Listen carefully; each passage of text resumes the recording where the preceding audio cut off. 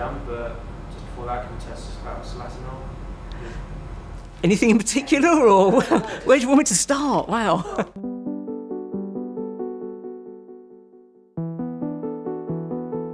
Making a formulation or developing a formulation is a mixture of different components, we call them co-formulants, that we combine with the active substance that gives the product all of the right properties that we need. So a big part of what we do is making some samples, some candidate products, and then evaluating them to see if they really fit all of the criteria. And that can be done partly through a manual process, which would be done in the lab, but we also use a lot of automated tools that help us really make a lot of samples in a very short space of time. Am I talking to you or am I talking to the camera? I'm talking to you, I guess. Yeah. Okay. Really, I started working on this at the point where SOLATENOL as a product is pretty much finalised.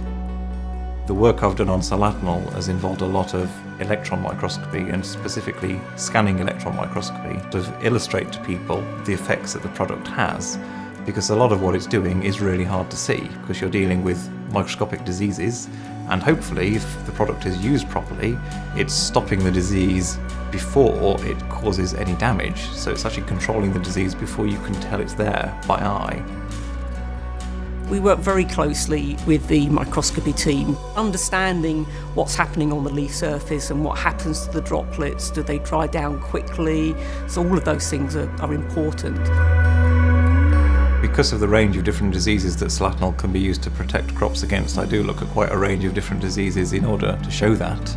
So we've looked at the brown rust in wheat, we've looked at septoria in wheat, which are two of the most important cereal crop diseases in Europe. And we've seen in all cases how well it works against those diseases.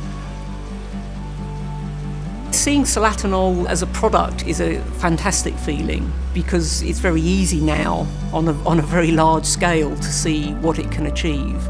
In terms of when it's used by any grower, it's very evident what the end effect is.